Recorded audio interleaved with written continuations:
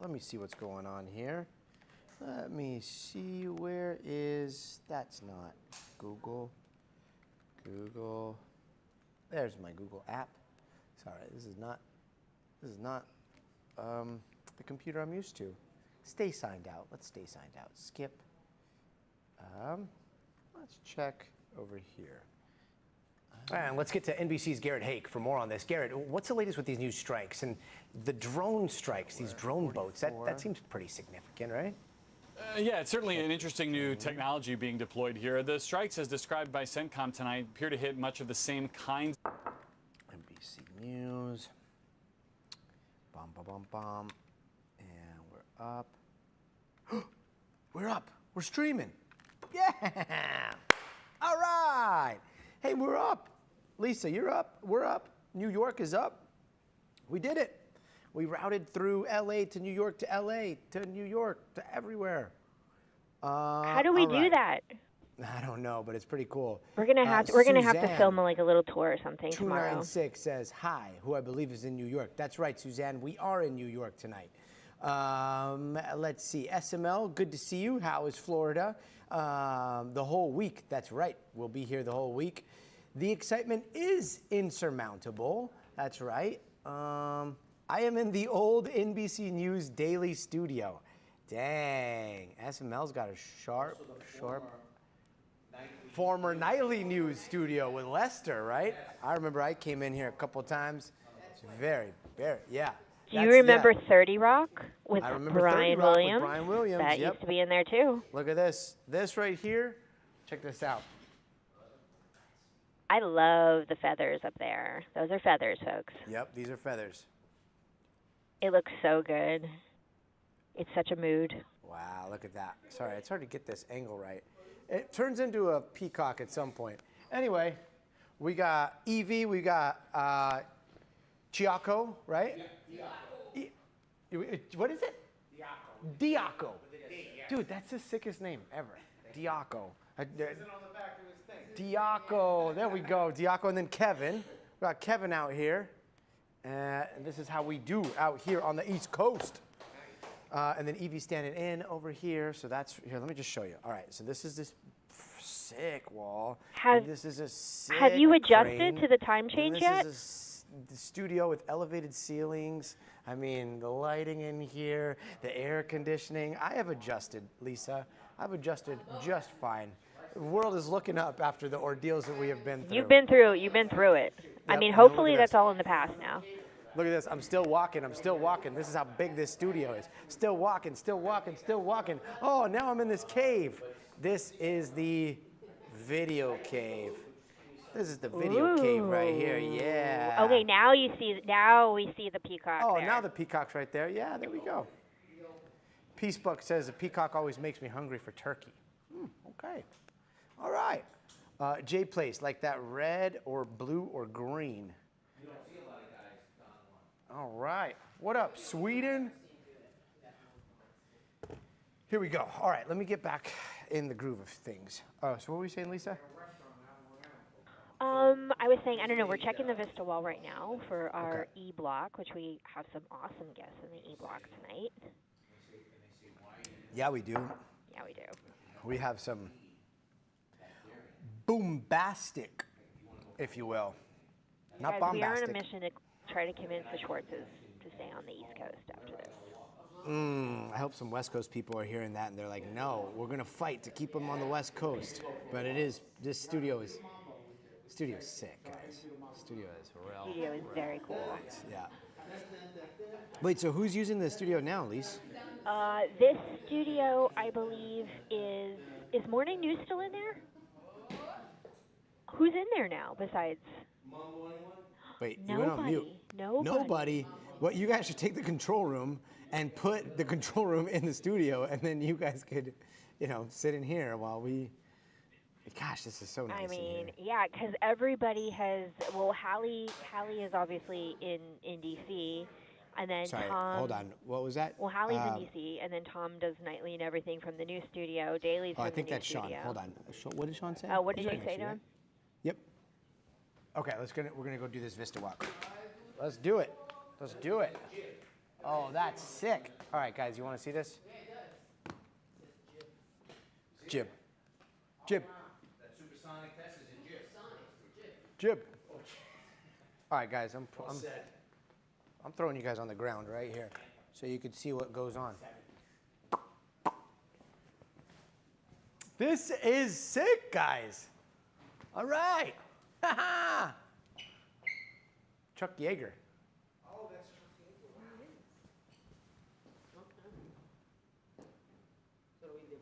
Okay, so start right here.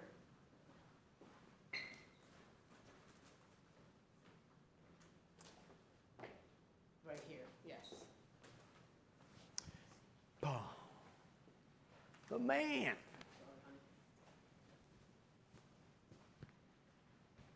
Left. Well, that looks good. So, and then I can kind of do this. Can I go? It's a nice future of everything. We're going to go back in time to 1947. Chuck Yeager blew past the speed of sound, first human to go supersonic, Mach 1, in a very experimental, very stubby little X, something like that.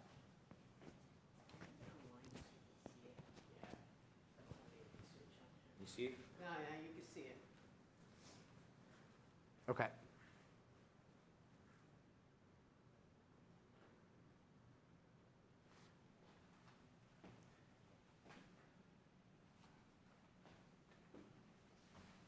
Heights.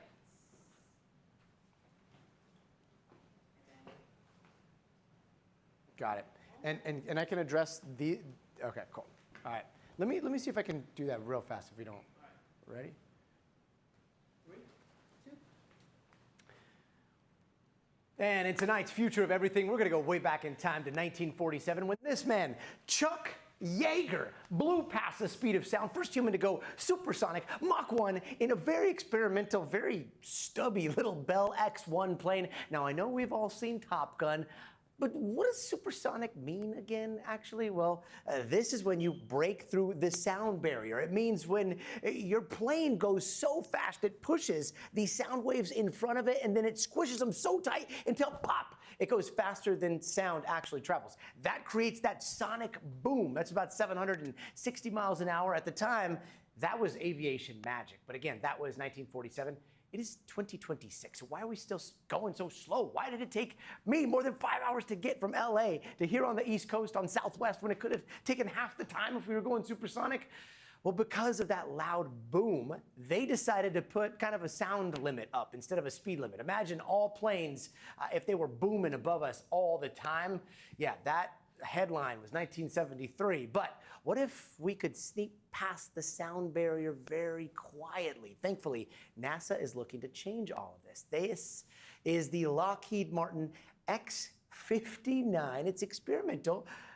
But you see this very, very long nose here? That might be the answer to quieting things down up there. And last month, it went supersonic with more of a thud than a boom. And what was that like? Well, tonight, we've got two NASA pilots. Their call signs, David Nillis Larson and James Clueless. That dream of flying supersonic may soon become a reality. Let's bring in, we're going to change that call sign stuff, but this is great. Okay. Let's just put their names. Just get rid of those call signs. But that should be good. That works great. That's going to be awesome. That was awesome. Thank you, guys. All right. Lise, can we, the call signs I don't think is going to work because there's just too many introductions. Yeah? Want me to jump in real fast? What time is it? Here we go, here we go, here we go. Our community just teared up. Really? Where at? On TikTok? That's great, because TikTok keeps dinging us for some reason. I don't know why they hate us so much, but we just continue to get dings for not doing anything. Let's see. Dun, dun, dun, dun. Yes. So I know a couple people in the day, Jim. or should I say formally did this for you, and Jim. one of Plus. the stage manager, Joel, would say to the robot,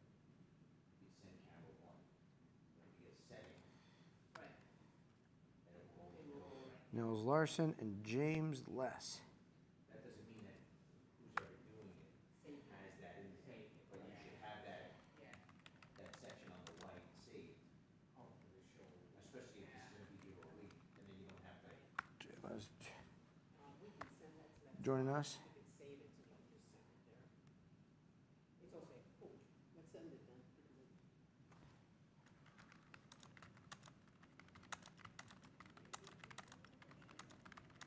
Bam. Okay, cool. I tweaked it. I took out their call signs, but we can keep them in the CGs if you guys want. Clay. Oh, Kate, what's up? Studio City, representing on the West Coast. Hello. Peace Bucks. How's it going? All right, what did I miss, guys? Let's see. What time is it? What time is it? 55. We still got some time. Hey, what's up, Terrible Maddie? Ooh, Lisa, can the Peacock change colors? I think it can, actually. I think the front is LED. Yes, it can. That could Yeah, become it any can. color. Wow, Jay Place with the technical questions. Ugh, I'd move I to love New Jay York if Place's given the inside chance. baseball questions.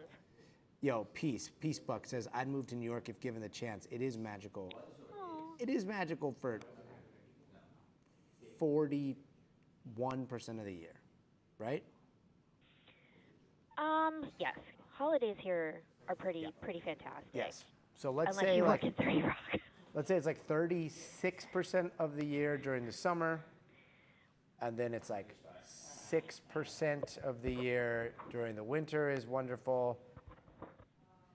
In LA and on the West Coast, it's like wonderful 80% of the year, and then 20% sucks in traffic. But other than that, everything's great. So it's tough. I mean, we have traffic, but I feel like we deal with it more. Oh yeah, you guys definitely do have With- traffic, but you can always be like, you know what? That's it. But, no, I'm getting out and I'm walking, and then you just jump out and then you start walking. We definitely That's embrace always an public option. transit way more than Los Angeles does. Yes, you totally do. Washington State, George or Jorge, how's it going? Great to see you. Every day is nice on the West Coast. That's so true. Terrible Maddie's coming out to New York City in October. Well, come hang out at 30 Rock. You see all the famous people. Who do we see today? Okay, today alone. I saw Spider-Man. Well, Gotti saw Tom Holland. I did not. I was Tom not Holland there for coming Tom in. Holland. Gotti and his little Anne Hathaway. Anne Hathaway, You guys were just looking at Anne Hathaway out the window. Molly Shannon, Molly Shannon. and then Tom Holland leaving. And then Tom Holland leaving, and all of his bodyguards. Mm-hmm.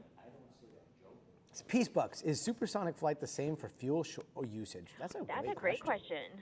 Does it get more aerodynamic? Wow, that's a wonderful question. Hey, remind me to ask that when it comes up. That's a really, really good question. Also, can you keep Lisa audio on the whole show? If it gets annoying, they say, no, we cannot keep Lisa's audio on the whole show. You don't want to do that. Wait, We won't. was that That was Jake. I knew that. Hey, I'm walking here.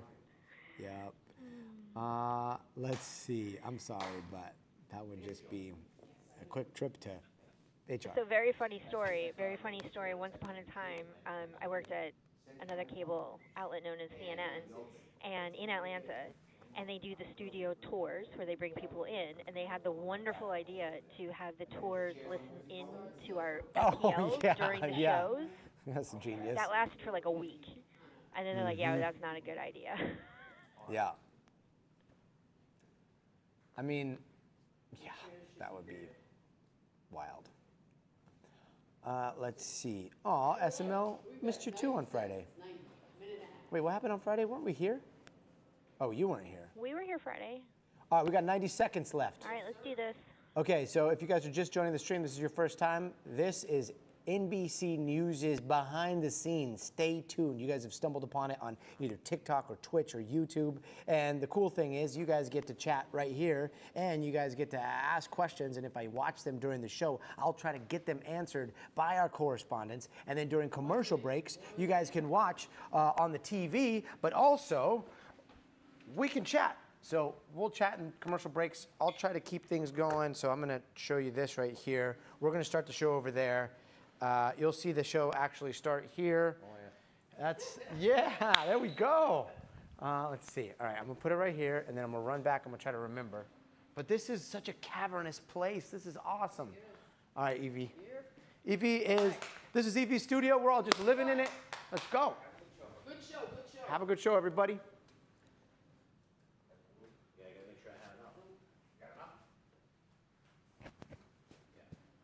20 seconds.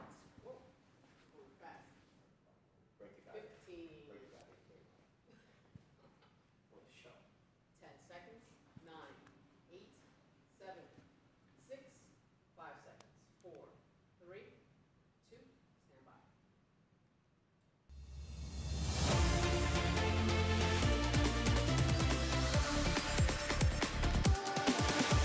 Hey there, I'm Gotti Schwartz, and tonight we start with missiles flying once again in the Middle East, and for the first time ever, we are seeing the United States military send drone boats in for attacks as well. Take a look at this video coming in from CENTCOM. It almost seems to take a page from Ukraine's war book. These are unmanned drones in the water aiming straight towards what looks like some sort of submarine naval structure before a big explosion, and it sounds like there's more to come. Here's the president on the radio a little bit earlier today. We're going to hit them very hard tonight, and we're going to hit them hard tomorrow. And there's not a damn thing they can do about it. They have nothing. They have nothing going other than they have big mouths. All right, and remember the U.S. blockade on Iranian ships? Well, that is back on. The president saying it's going to resume in less than 24 hours. So now both countries say they control that critical waterway. President Trump is continuing to insist that the United States is calling the shots, saying on Truth Social that the U.S. will be known as the guardian of the Hormuz Strait. He also announced a 20% fee on all cargo shipped through the strait. Yeah, I want to be reimbursed because we're protecting a very rich portion of the world. We're spending money. And so what we've done is we are going to be reimbursed for protection. We're protecting by the countries that we're helping. And let's get to NBC's Garrett Hake for more on this. Garrett, what's the latest with these new strikes? And the drone strikes, these drone boats, that seems pretty significant, right? Yeah, it's certainly an interesting new technology being deployed here. The strikes, as described by CENTCOM tonight, appear to hit much of the same kinds of targets around the strait as they've been hitting for the last several days. And we learned earlier this evening that the Iranians are firing cruise missiles at ships controlled by the UAE nearby as well. So the same types of incidents are sort of still driving this conflict, although, albeit today with this new weapon deployed. These are sea-based drones. Essentially, think of them as like giant exploding wave runners, essentially, that can be driven in one-way attack drones, in this case, into a submarine maintenance facility and then exploded. Gotti, I'm struck by the fact that we are now so many months into this war and still targeting exactly the same types of facilities and the same types of locations that the U.S. was hitting many months ago. It suggests to me that what's happening kinetically here doesn't seem to be changing the political calculus really at all for the Iranians, and certainly not for the president, who today, in his comments to reporters in the Oval Office, was really making a lot of the same points that he was making in June and in May and in April. It's not at all clear to me kind of where this goes next at this point. Yeah. I mean, so much of this feels like deja vu, and a lot of people asking today, like, wait, they still have submarines? And we'll discuss that in just a little bit here, but where does all this leave things with a potential deal? Well, look, remember, there is a deal on the table that has been signed by both parties, that memorandum of understanding, which was supposed to pause all of this conflict for 60 days to work out the next steps. We're only about 20-something days into that agreement. That's out the window, clearly. The president today suggested that it's fine for people to still keep talking, but listen to this from this morning on Fox and tell me if you hear any optimism there that a deal could be reached and stuck to. Yesterday, they had an 11-hour meeting. Everything's 11 hours with these guys. You know, you can't settle a one sentence in 1 hour, in 1 minute. It should be 1 minute. And everything was agreed to yesterday. And they leave the room, and they call back, and they say, we had to make a couple of changes. Gotti, I think if the president had asked anyone who worked on the JCPOA, the initial Iran nuclear deal, they might have told him that negotiating with the Iranians can be this very slow, tedious process. But I don't think that's counsel that he took. The president considers himself to be the ultimate deal maker, and his pessimism now that a deal can be struck, I think, is instructive about how or if the U.S. is going to get out of this conflict anytime soon. Yeah, it also sounds like the Iranians have found a way to weaponize impatience. Going back to the Strait of Hormuz and the president saying that he wants to charge this fee on all cargo shipped through the strait, like logistically, how does that work? Like where do those payments come in? Is this legal under international law? Like what does that look like? I'm laughing, Gotti, because it's a great question and one that I've been trying all day to get answers to. The White House has provided no detail whatsoever as to how this would work. The president was asked about it this evening, and he said, it's protection money, which certainly has, an interesting ring to it if you've ever watched a gangster movie. I mean, he says that these are countries that should be paying the U.S. for protection to use the strait because these countries are so wealthy. No country has agreed to that at this point, and in fact, if you go back just a few weeks ago, there is copious, voluminous videotape of Marco Rubio, the Secretary of State, and other administration officials arguing that exactly this sort of thing, when proposed by the Iranians, is illegal. It's a violation of international law. They called it piracy. They said that this kind of thing cannot be done in international waters. They were calling it a toll. The president calls it protection, but it's functionally the same thing. And it's not clear to me if this is another kind of negotiating ploy or tactic by the president to try to get other people to step up and do more in the region, or if this is something he really wants to try. But if he does, his administration has put out no information supporting how it would work or when it could go into effect, at least by, close of business tonight. Garrett Hake at the White House. Garrett, thank you. And for more on this, let's bring in NBC News military analyst Colonel Steve Warren. Colonel Warren, thank you so much for being with us. First off, this submarine that we saw hit by these drone boats, does Iran have a lot of submarines still? What's the status of their Navy? Because we were told they were decimated. Yeah, very dramatic video. First thing to keep in mind, Gotti, is there are two Iranian navies. There's the Iranian National Navy, that's sort of their deep water navy, operates in the Indian Ocean. And there's the IRGC, the Republican Guard Navy, that operates more coastally and in the straits. So their blue water navy, I'm confident that we have largely destroyed it there. That's their frigates and their destroyers, several large submarines, mostly gone. The IRGC Navy is a different story. It's got a lot of these small boats, the swift boats, the fast attack boats, and these Gadir submarines. We call them colloquially midget submarines. Now, we estimate that they started this conflict with roughly 15 to 20 of those. CENTCOM, I think, if you look through their statements, has acknowledged maybe sinking about 11 of them. So it stands to reason, some of them may be broken or whatever, so it stands to reason that the Iranians still have a handful of these midget submarines in their inventory. Colonel, I am by no means any sort of expert on military strategy here, but we're watching these drone strikes, and you're seeing some pretty high-fidelity video from maybe a drone overhead or some sort of surveillance platform. And you got to think, like, it takes a while for that drone to make it to where that is. And then you also got to think, like, an airstrike would probably do the same job. What did you make of them releasing this video? Was this symbolic? Are we going to see a lot more of this drone kind of weaponry? I think it is somewhat symbolic, Gotti. The fact is the United States over time may have fallen a little bit behind some of our peers and competitors in the drone sort of world, right? We see the Ukrainians and the Russians and even the Iranians make fabulous use of these drones. So now I think we're trying to do two things with these videos. First of all, of course, it disheartens the Iranians to see this, to watch their infrastructure be attacked, so openly. And second, it heartens, it buoys friendly forces, right? The American Navy, our allies and partners, et cetera, letting them know, hey, we are catching up. We have caught up, in fact, in the drone department. And this is a new system, a new platform that we are ready, willing, and able to use. Interesting. And meanwhile, there is the ballistic threat that is still ongoing. How big of a threat is that? Do we have any word on how many ballistic missiles Iran might still have?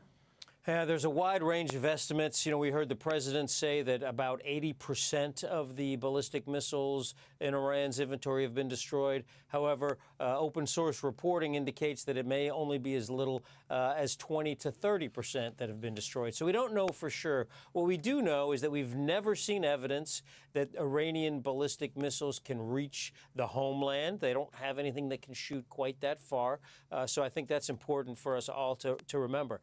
The downside downside of that, however, is they can range U.S. interests in that area. American forces in the Middle East, partners in the Gulf region, Israel, et cetera. So they still have a credible missile threat that we do have to deal with.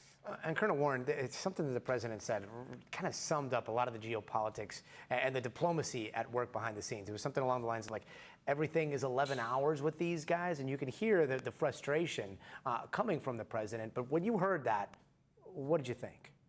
Well, I certainly heard the frustration there, and I think that frustration really comes down to this. You know, the American military, there is almost no question that it is unmatched in power, the most powerful military in the world, but we have struggled over the last several months to translate that power into results, strategic results, and I think that is the frustration that you're hearing from the president right now. Interesting. Colonel Warren, really appreciate your insight. Thank you. And turning now to the massive shock in Washington, D.C., the unexpected death of Senator Lindsey Graham of South Carolina. On Capitol Hill, a black drape over Graham's desk with a bouquet of white roses. Some senators brought to tears, sharing memories through the day. Today, South Carolina's governor appointed Graham's sister, Darlene Graham Nordone, to fill his seat through the end of his congressional term. Nordone says she is ready to finish the job for her brother. It is such an honor. Lindsey has always been there for me, and now I will be there for him. I think this is what Lindsey would have wanted, and I plan to honor him in this way.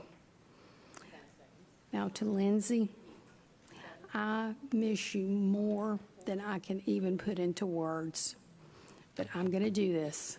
I got it. And then today, there was this. This is FBI agents spotted entering Graham's Capitol Hill home, that video there. What were they doing? Well, sources say they are investigating his death, quote, out of an abundance of caution. Here's what we know right now. So the 71-year-old senator died on Saturday night from a brief and sudden illness. His office revealing yesterday the preliminary cause of death was a tear in his aorta. Now, Senator Graham leaves behind a long but complicated legacy. He became one of President Trump's closest allies on Capitol Hill. And during his more than 3 decades in Congress, Graham was a vocal defense hawk, advocating for U.S. action in Iran and support for Ukraine. And joining us now is NBC's chief Capitol Hill correspondent, Ryan Nobles. Ryan, a very somber day out there. What are you hearing on Capitol Hill? I mean, everyone is just kind of walking around in a state of shock, Gotti. No one saw this coming. Lindsey Graham was 71 years old, seemed to be in very good health, had just returned from a long trip overseas that included a visit to Ukraine. He was scheduled to be on Meet the Press Sunday morning. His death was sudden, it was unexpected, and it also leaves a gaping hole in this building. He was someone that was involved in almost every policy discussion, had friends on both sides of the aisle, and just found interject himself into every significant development on Capitol Hill. So right now, I think people are a little hazy, not really able to kind of wrap their minds around this tragedy. And I think it will take some time for many of them to recover. What do we know about the senator's sister, Darlene? So she's an interesting figure. She's someone that played a very important role in his life. The two of them were very young when their parents died. Graham was in his early 20s. She was still a teenager. He effectively adopted her legally so that she could take advantage of his health benefits and when he joined the Navy. Since then, she's been by his side. She has campaigned with him, gone across the country with him. And she's someone who, in her own rights, has carved out quite a career. She has worked in state government. She serves on a commission that helps the blind and visually impaired in South Carolina. So she is someone who is well-liked and well thought of. And when news came that they were considering her to be Lindsey Graham's replacement, it was met with almost universal support by Republicans, especially because it appears that she's going to take on this role in more of a caretaker position and just be in until the end of this year to fill out the term and not run for the seat long term. Yeah. Ryan, this is one of those races where Graham wasn't just expected to win this re-election. He was expected to win the next one and the next one and the next one. I mean, a lot of people shocked at how old he was. I mean, 71 seems old when you saw how much energy he had. He was always somewhat of a force of nature. Does this affect the calculus for both Dems and Republicans going forward here? It certainly could, Gotti, but I don't want to overblow Democrats' chances of winning in South Carolina. It is still a deeply red state. Are their chances better because they're not running against someone who's an institution like Lindsey Graham? Perhaps. But I think a lot of it has to do with who the Republicans end up nominating. They're going to have a snap primary in August. The Democrats have fielded a relatively strong candidate in Annie Edwards, who's somebody that Democrats feel passionately about. If for some reason a Republican makes his or her way through the primary with serious flaws and could be problematic, and the Democrat could get the financial support, there is a narrow window for a Democrat to win in a state like South Carolina. And this year could be interesting. Democrats feel that the wind is at their backs. But by and large, most people think that in terms of control of Congress and where this seat lies, it started out as a Republican seat. It will likely be a Republican seat when Congress turns over at the beginning of the year. Yeah, reality check there. And Graham, he was a huge supporter of Ukraine. I mean, he just was there touring a drone facility before he came back and this happened. What's going to happen to all his work with Ukraine and Russia? Does his sister pick up that mantle? So that, I think, Gotti, is the more pressing question about what this means long term for the wing of the Republican Party that is far more hawkish on issues like Iran, like Ukraine, like China and Taiwan. It's really a position in the Republican Party that's losing steam. And Lindsey Graham was holding on to that. He really brought President Trump around to his way of thinking when it came to support for Ukraine, when it came to support for a war in Iran. When it comes to hawks, Lindsey Graham was a hawk of the hawks. And so he was not by any stretch a mainstream position on the right or the left, but he pushed people to his way of thinking and won a lot of policy arguments as a result of that. That is a fading position on the Republican right. For instance, Vice President J.D. Vance is someone who's very much opposed to those ideas. And in many ways, Graham and Vance served as a yin and yang in these debates in the White House over American foreign policy. So without Graham's voice in that space, there isn't an obvious successor to present that point of view to President Trump going forward, who had the same level of trust and understanding of Trump that Lindsey Graham had. So I think that is the biggest question mark in terms of the hole that will be left behind by Lindsey Graham in the wake of his death. Yeah, we'll probably be getting answers as to where that heads next. Ryan Nobles, thank you. And turning now to yet another deadly ICE shooting, this time out of Maine. The FBI is investigating the shooting, this one killing a 26-year-old Colombian man. Aaron McLaughlin has more.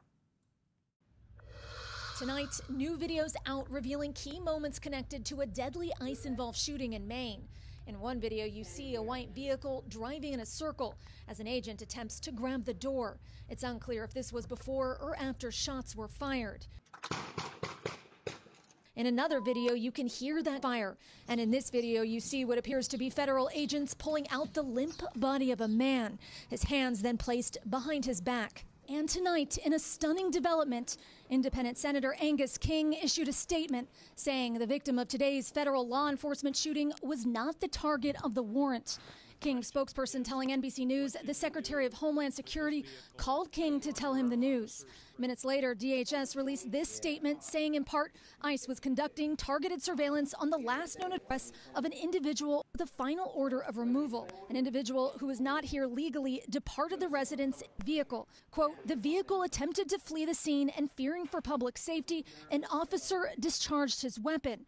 Adding the driver of the vehicle was struck and passed away from his injuries. Earlier today, an immigrant rights organization told NBC News it identified the man killed as a 26-year-old from Colombia, adding he was authorized to work in the United States, having been issued a social security number. Today, news of the fatal shooting sent scores of protesters marching through the streets of Maine.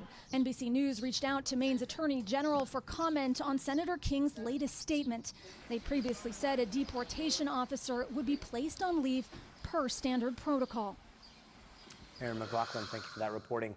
Now to the very moody, very scary summer weather season we are in right now. We've got dangerous floods in the south, wildfires in the west, record-shattering heat all across the country. All of it reminding us just how powerful Mother Nature can be. Look at this. This is a roof that was lifted, torn off of an apartment building in Pennsylvania, just left on the streets from the floods. There are homes and cars underwater as thousands are being told to evacuate. People having to paddleboard their way down roads, and rescue crews have been searching through all of that water as roads are starting to collapse. Power is being knocked out. Meanwhile, a pilot fighting a Colorado wildfire died on Sunday as their plane crashed into a reservoir. A lot of big fires still raging right now across Colorado, Utah, New Mexico. And yesterday, temperatures in the west soared to incredible new levels. I mean, it was 115 degrees out in Montana. We're going to have the forecast for you in just a sec. But first, let's go out to NBC's Priscilla Thompson, who's in Houston, Texas for us tonight.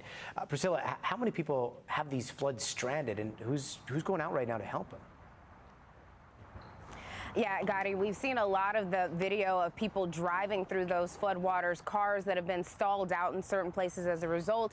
And it is first responders, it is fire and police who are going out and trying to help those folks to get off of the roadways. We saw some cars in Philadelphia over the past several days that were just completely submerged by the sheer amount of water that came down in those floodwaters that rushed in. Also, some really devastating images out of places like Missouri with RVs and people who were camping along this river. Those RVs in the river, just strewn all along the river banks. We saw a Jeep there that was covered in mud, and we know that hundreds of campers actually had to be rescued from that area by helicopter as those floodwaters were moving in. So certainly a lot of devastation, and just a reminder to people, as first responders say, do not try to drive through those floodwaters, and to make sure that you're staying very aware if you're at your home as the water is rising, so that you can try to get out safely before it gets to a point where they have to go in and try to get you. Gotti? This is a nightmare that Texas knows all too well. Texas flood threats cover the same ground as those deadly floods that killed 28 people at Camp Mystic. From then until now, has the state gotten a lot better at preparing for the worst? Yeah, I mean, we've certainly seen changes as it relates to all those summer camps that are along the Guadalupe River. There have been increased safety standards and emergency plans that have been put into place there. They've also worked to install sirens and better warning systems so that people know when this type of flooding is coming. But it is certainly going to be concerning for people who are out there and who lived through that devastation to know that something very similar could be coming their way yet again. It is why the governor here in Texas has already activated emergency response teams, the Texas National Guard. They are also working to activate swiftwater rescue boats and high water vehicles to make sure that all of those assets are in place where they need to be as those floodwaters start coming in, and they can try to help those folks who may be in danger. Gotti? Priscilla Thompson in Houston. Priscilla, thank you. And now, with the forecast for the latest week, let's go to Bill Cairns. Bill?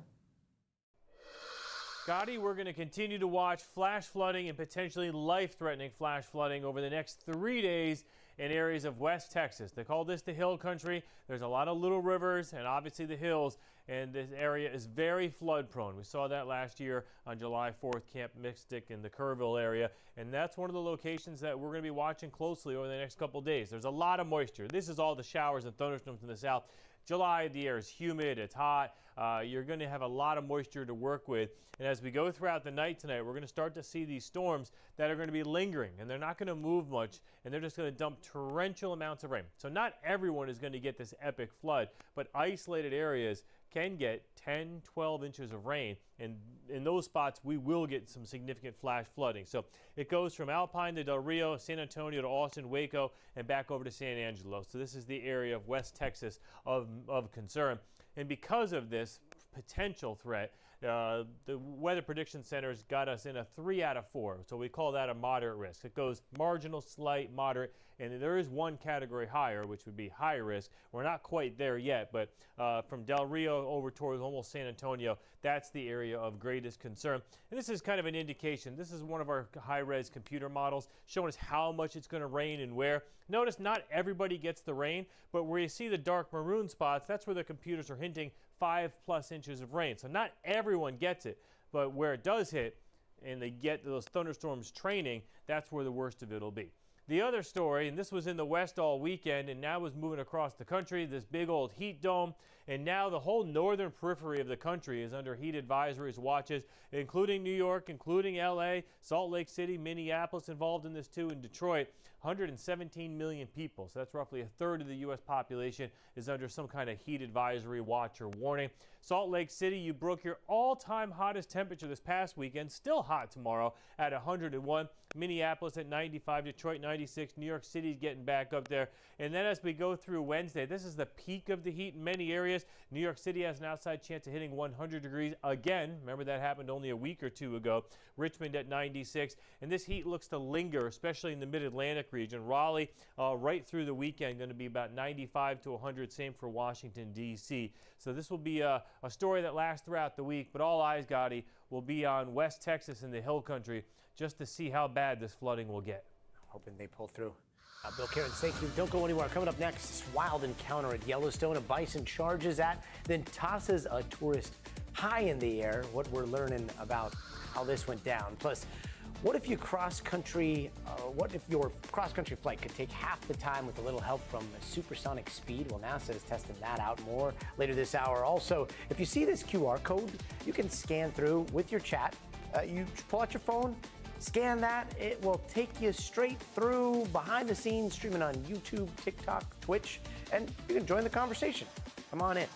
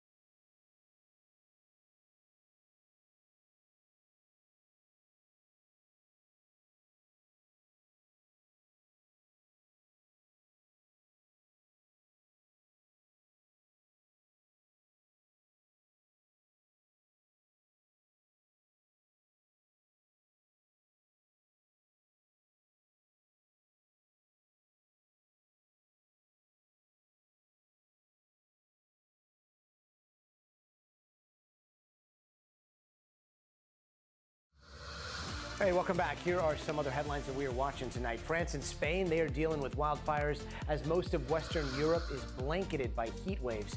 Today, a fire is raging in a historic forest near Paris. People have been evacuating, highways have been closing, and in Spain, it's become one of its deadliest wildfires ever so far.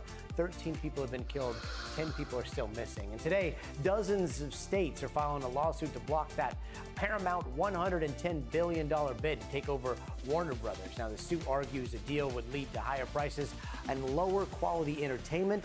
The legal challenge comes a month after the Justice Department greenlit that deal. And over in Illinois, 5 people from the same family were killed and 2 others were hurt in a mass shooting on Sunday. Police say they have 2 teens in custody, a 15-year-old and a 16-year-old.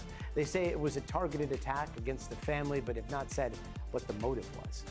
And UPS says they have taken action after a delivery driver's confrontation with a customer was caught on camera. Now, this viral Ring video appears to show the driver throwing a package at a dog that was running towards him before some sort of argument with its owner.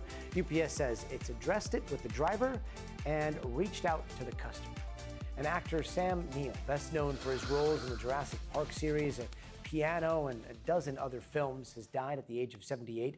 His family announced over the weekend that he had passed suddenly and peacefully at his home in Sydney. Neill's death comes after a recent announcement that he was in remission from a rare form of blood cancer. He is not only remembered by his decades-long career, but his warmth, his humor, and his generosity. And out in Bangkok, an inferno at a bar killed at least 28 people. It seems like a lot of the victims could not escape because some of the exits might have been blocked. NBC's Janice Mackey-Frayer has more. A column of flames bursting out from a pub in a busy area of Thailand's capital, Bangkok. People seen fleeing, helping the wounded, and attempting to put out flames on an injured man. The blaze started on Sunday night. This video, filmed shortly before, shows a band performing in the crowded venue.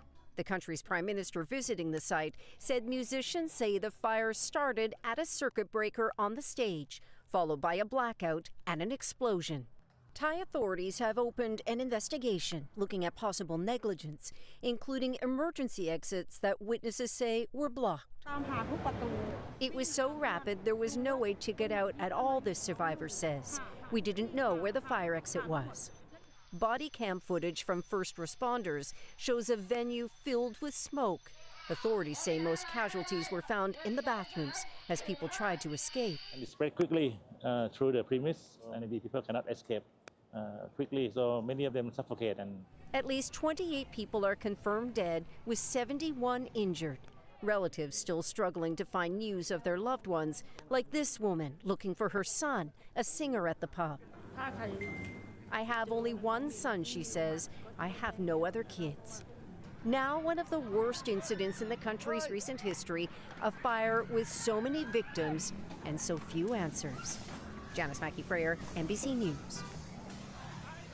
And here's another reminder of how powerful wild animals can be. This one at Yellowstone National Park. It's a 65-year-old man. You see him over there. He's hiding. This is a bison kind of going crazy on this tree right there. All of a sudden, he starts running towards that man. That man runs, tries to put those trees behind him, and then the bison catches up, throwing him into the air. He was on a walk with his grandson, that bison pretty close by.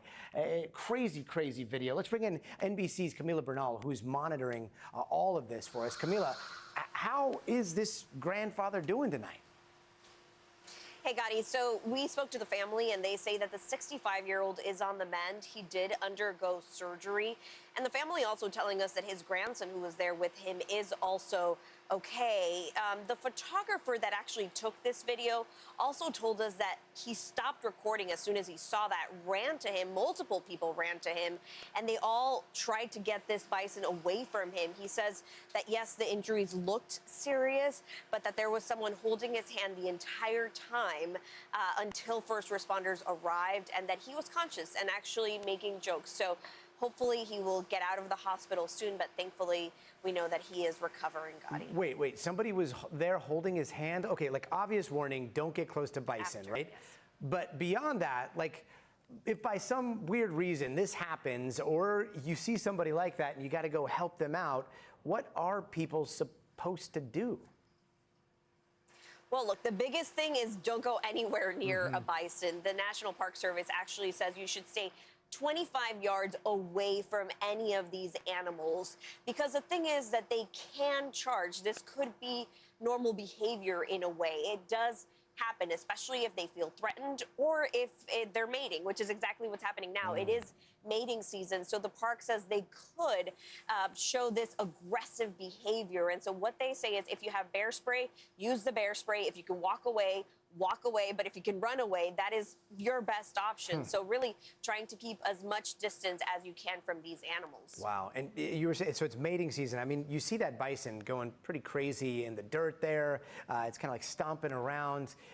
Is that why it was agitated?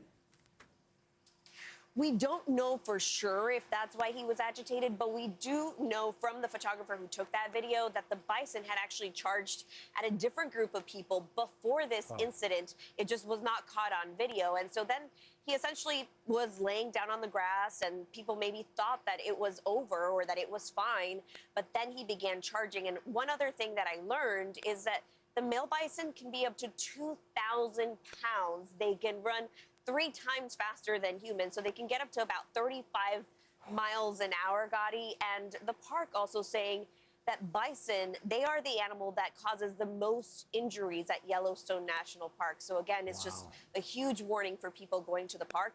The photographer that I spoke to said, look, these people appear to be doing the right thing. They were just there at the wrong time. So there's nothing you can do other than be extremely cautious, Gotti. Yeah, I hope that guy pulls through quickly. And yeah, just incredible to see that bison shaking that tree like it was a little twig.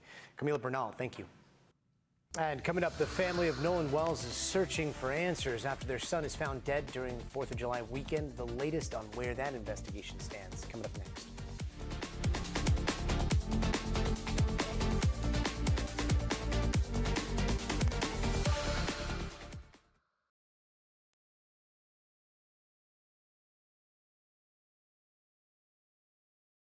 Crazy.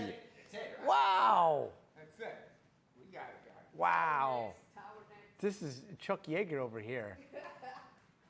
Holy smokes. Lisa, did you see that? Wow. I don't know if you guys saw what happened, but that was a manual whip around desk. It's a very, very intense move.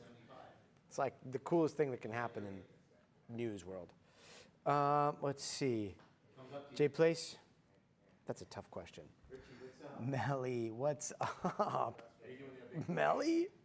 Melly is a wonderful name. A wonderful name. Lisa knows how much I love the name Melly. Let's see. Humans make me agitated too. The Heidi Place says yes. That's great. Chiron, how's it going? Great to see you. Let's see. We get a lot of bison here in Oklahoma. We used to get them too in New Mexico until, you know,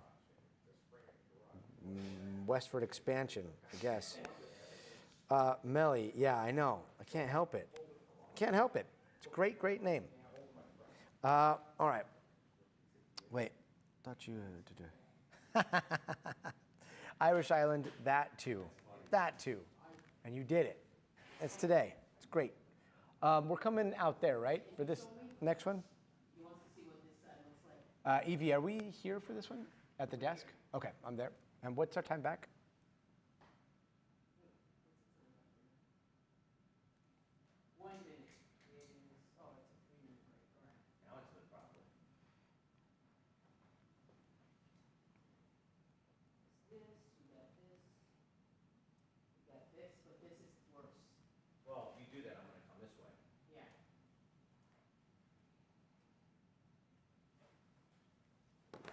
All right, let's see. Here we go. Jay Place, you can't ask load questions like that. That's like asking. 45 seconds. That's like asking which one's our favorite kid. I didn't see. All right, here we go.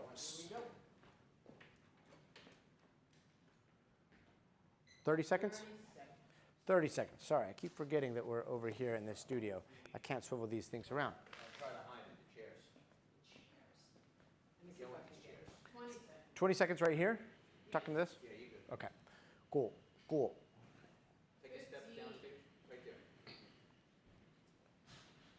10 seconds. 9, 8, 7, 6, 5 seconds. 4, 3, 2. Hey, welcome back. And now to days of protest over the death of 18-year-old Nolan Wells. The family still looking for answers after he was found dead on a Mississippi island over the 4th of July weekend. But so far, investigators still have not released how he died. NBC's Kate Snow has the latest.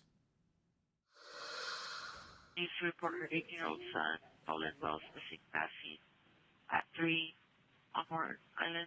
New audio from a dispatcher after Nolan Wells' mother contacted authorities when she learned her son was missing. 18-year-old Nolan went to Horn Island in a boat with friends on July 4th. His body was found 2 days later. It's unclear who Nolan was with when he disappeared. And now, new details from 2 people who were on the island. Trayston Shepard was not on the same boat with Nolan, but tells Rolling Stone he was with Nolan and a large group around 3:30 p.m. Many have speculated this video, widely circulated on social media, showed Nolan in an altercation. But Shepard says he's the man in that video having a disagreement. In that video, you hear somebody yelling, "That is me," Shepard told Rolling Stone. Rolling Stone reports Shepard's girlfriend, uncle, and a family friend corroborated his story. So, it's really hard. A close friend of Nolan's, Javon Williams, telling TMZ he saw Nolan on the 4th and would have done anything to help his friend. That's my boy, and I want him to find justice. This whole case thing, whatever, this whole situation, and none of this adds up to me. Nolan's parents told us they need more information. We're having to pull straws because just everything's so inconsistent. And again, we're doing this because we want answers. Do you think someone might have harmed your son? I don't know. I don't know how to answer it. We still don't have autopsy results from the county autopsy or from the independent autopsy that was commissioned by the family. And at this point, NBC News has reached out to the sheriff and also to the coroner in the county multiple times, sometimes not getting any word back, sometimes being told the investigation is still ongoing. And Gotti, all those sleuths online are trying to sort of fill that information gap, and unfortunately, sometimes the information that's getting out there is simply misinformation, not true. Gotti. Yeah, so much confusion. Kate Snow, thank you very much. Coming up, massive crowds at Yosemite National Park are making the great outdoors feel a little too cramped. What's causing the rush? Coming up.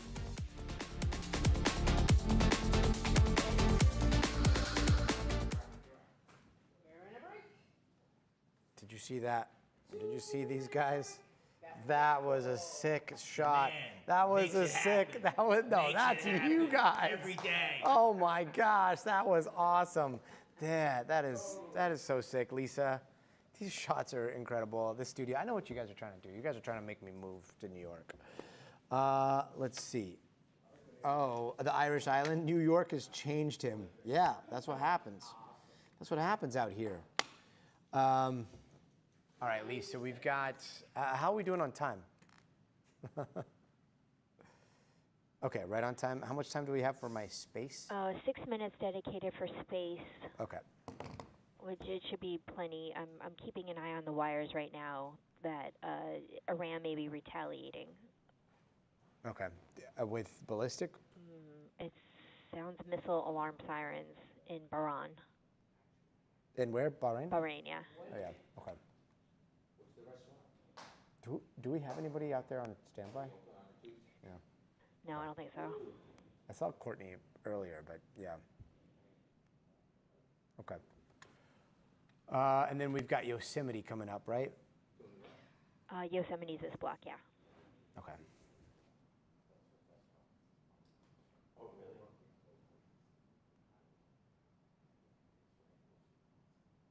I'm going to text you about. 30 seconds. Aw.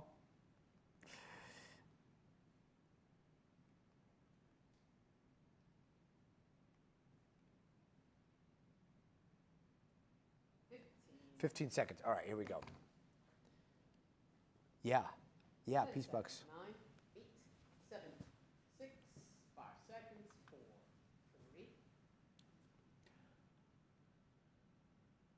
3. Hey, welcome back. If you like a good hike and you love gorgeous views, you would definitely love Yellowstone or Yosemite National Park. But if you like all those things, you probably hate traffic, right? Well, unfortunately, these days, get ready to share the trail big time, especially out in Yosemite, as crowds have kind of gotten out of hand. NBC's Ellison Barber tells us how. If you're visiting Yosemite National Park in the summer, you are sure to see great mountain views, luscious greenery, and busloads of people. I knew that record Dozens of scratch was visitors coming. taking to social media, showing bumper-to-bumper traffic just to get into the park. And once you're inside, some parts with shoulder-to-shoulder crowding. I honestly thought there was way too many people. Mobeen Zirakari says his most recent trip to Yosemite was busier than ever before. Reservations were required. The crowd was much better. Back in February, the Trump administration decided to roll back the reservation system at major national parks in an effort to expand access. When announcing the change, Yosemite Park Superintendent Ray McPadden said the reservation system was, quote, not the most effective approach ahead of the summer season.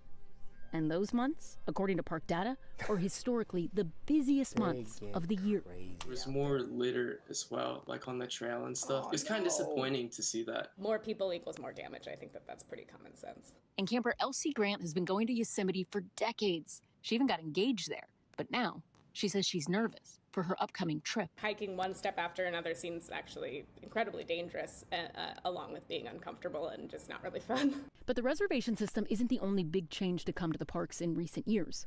Since January of 2025, National Park Service has seen a 24% reduction in permanent workforce, with seasonal hiring lagging ahead of the summer months, according to Fed Tools. And it's coming at a time when recreational visits in Yosemite are back to pre-pandemic levels, with over 4.2 million just last year. Earlier this month, California Senators Adam Schiff and Alex Padilla sent a letter to the Department of Interior saying the increase in visitation plus reduction in park staff levels leaves them, quote, deeply concerned about visitor safety and park protection. But the Secretary of the Interior says their park teams are doing great. Record number of attendance at Yosemite over Memorial Day weekend. We expect to have a record-breaking summer across the country. Those record-breaking numbers, for some, impacting their experience. Despite the overcrowding, it was still very beautiful. Like, you could still intake the scenery, but I think there's definitely more potential when it comes to having those reservations. I'll definitely keep going back. I love Yosemite. Ellison Barber, NBC News. There's that rainbow, and then there's that rainbow with a whole bunch of people underneath. Ellison Barber, thank you. Still to come, we are talking to two pilots who are playing a big role in NASA's goal to make supersonic commercial flights a reality. Look at that nose. But first, you got to see this. Jonah the pup went viral last month after looking a little bit jealous at another dog enjoying a hot dog. Well, a few weeks later, Jonah was back at the ballpark. This time, he was the star. He got to play fetch on the field. He threw out the first pitch, even got to have his very own hot dog. At least it was a treat made to look like one. What a good boy. You just got to be patient, little guy. We'll be right back. Aw, that was cute. All right, Lisa, what do we got? You got your favorite segment coming up next. We got space coming. Well, it's kind of like space. Super cool planes. It's basically space. Which is basically, yeah, your next We're favorite talking to, thing. Yeah, we're talking to experimental test pilots. I love it. Love it. Lisa, how does the NBC News Now bug work? Is it a GIF or a SVG or something else? It is kind of a GIF that is laid over one of our main records that goes out. I hope that answered it. These are Default, deep more questions. trails. I know. More trails, less conservation. Default, I think that's maybe true in some places, but I would agree that there are other places in the national parks where you're just, I think there are ways to have more trails and still not see very many people. Like, some of the national parks are absolutely massive. And again, I'm spoiled because I grew up in New Mexico, and there's just tons of land and no people. You might have to get some East Coast parks under your I know. belt. We're gonna go to the Catskills. I'm gonna try to see Connecticut. Try to see Rhode Island. Yeah, there's a bunch of great hiking places, lots of waterfalls and stuff like that around these parts. Yeah. I bet folks would vote in funds to improve park trails and camping or motel rooms. I bet they would. Sometimes they'll close the gates. 90 seconds. All right. Sure. Thank you for the studio tour. Yeah, this is a very cool studio. All right, this is going to be quite the move. So I'm going to put you guys somewhere cool so you can see it. I'm going to hide you guys right here So and then you guys can watch. You guys can watch how they do their stuff. Is that okay right there? Yeah, I'll back it up. All right. Yeah. All right. There we go. Yeah. This is the behind the scenes, and it is sick. Probably put it Over there? Yeah. You can put it, is this chair if I leave it here, like? Oh, we're trying to hide it. We're trying to hide it so you guys can see these guys at work because they are wild, wild. Okay, so I'm gonna hide you guys right here. This is the cave next to the cave. Oh, this is cool. Okay. All right. Okay. 30 seconds. So we salute the Mr. Yeager. I'm gonna find you with the lens. Okay. Got it. 20 seconds.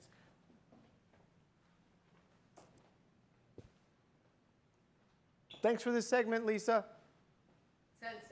9, 8, 7, 6, 5 seconds. 4, 3, 2.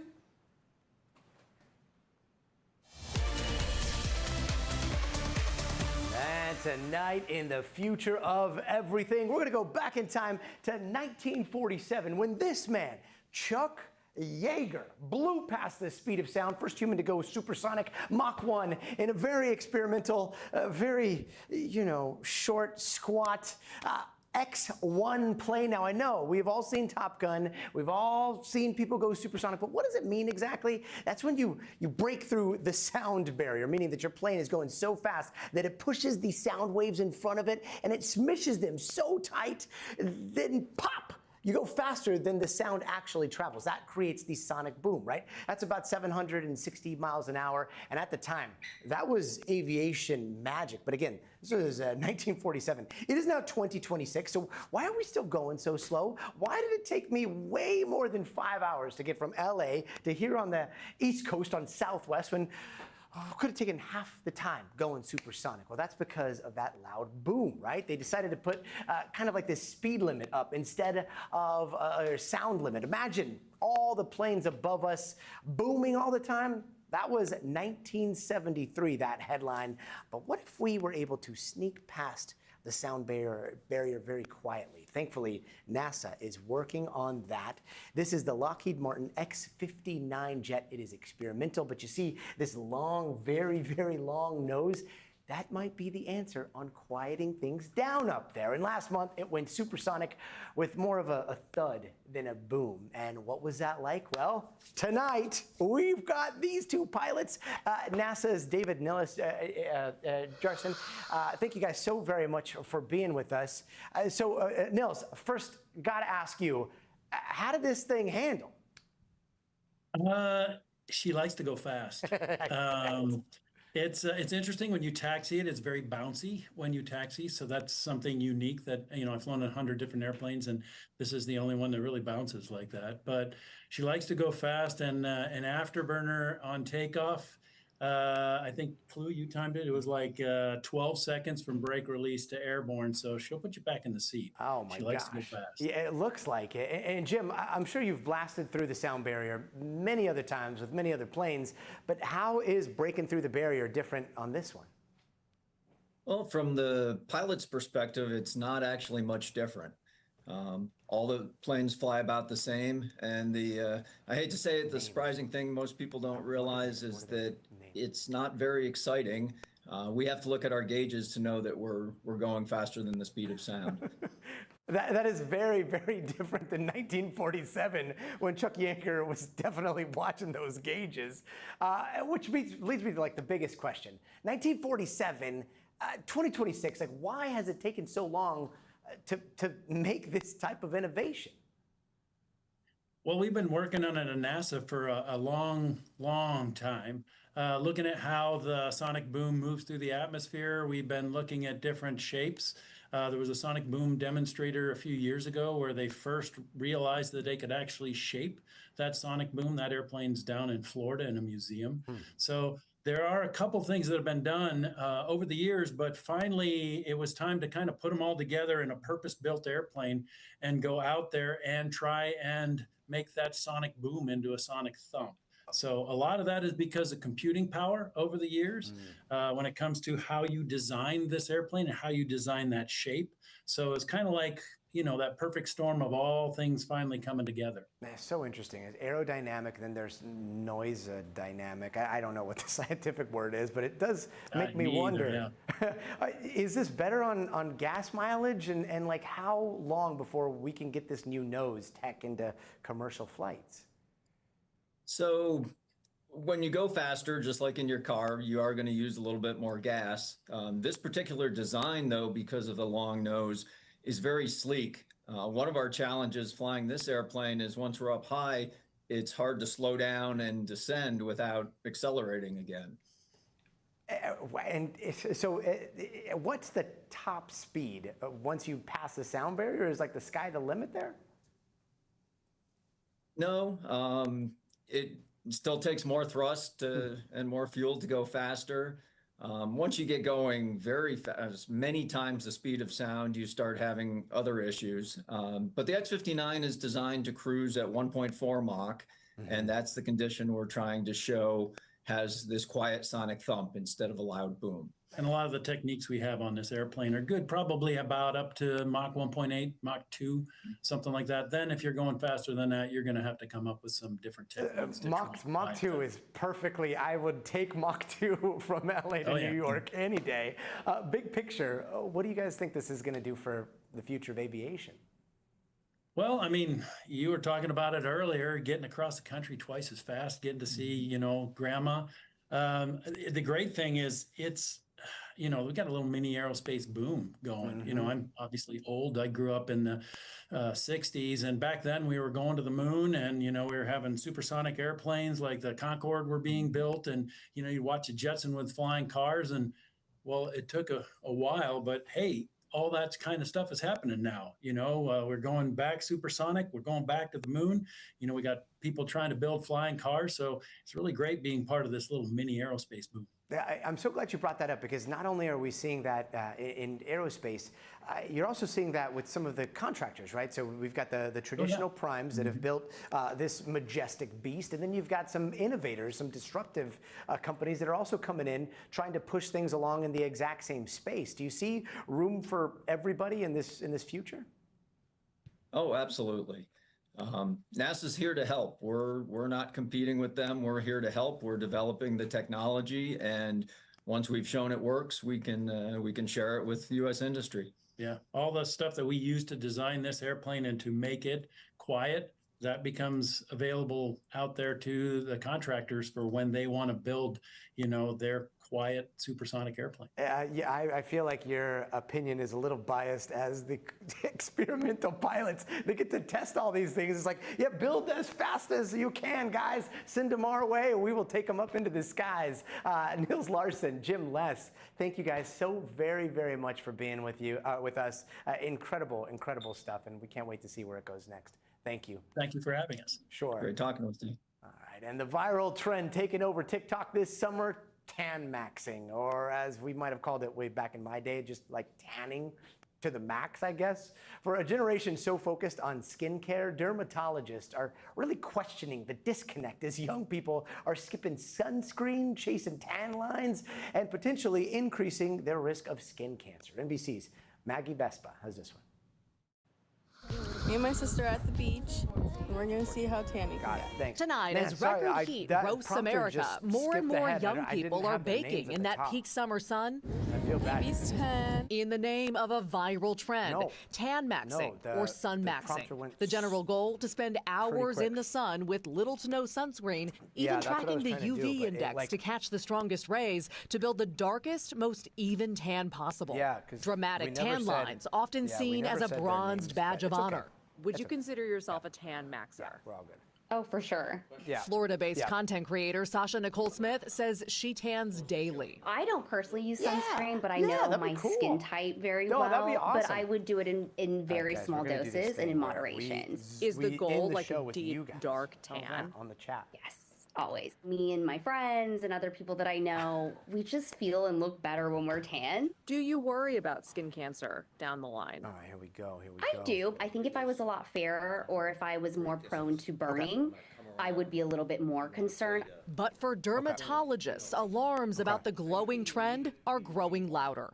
Scale of 1 to 10, 10 being the worst. How much does this trend of tan maxing alarm you as a dermatologist? Yeah, there we go. It's definitely a 10. Sun is a silent killer. Dr. Michelle Henry says young people addicted to tan maxing come into her office repeating misinformation, like one of my patients described the base tan as being as safe as sunscreen. And that's really incorrect. Another myth, she says, we have zero evidence that sunscreen causes cancer. Melanoma rates have been on the rise for decades, with an estimated 112,000 new cases expected this year, according to the National Cancer Institute.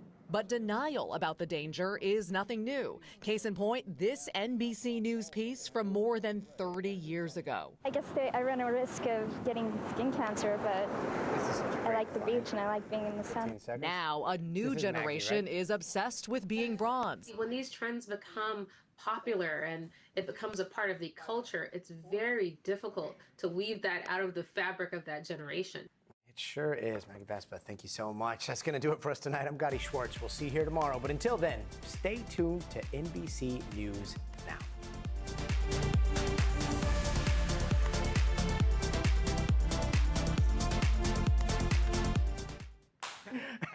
That was sick! Did you guys see yourselves? Wow! Tiaco for the win! All right, guys. That was a sick show. We're gonna try to do that more often. Man, the studio here. This is great. So many toys. So many toys. Hey guys, yeah, chat. Bye, what do you guys. think, Thank you. Kev? That was you, bro. All right, guys. Have a great Asta, night. we'll see you tomorrow. Have a great night, everybody. That was sick. That was awesome. Awesome, awesome, awesome.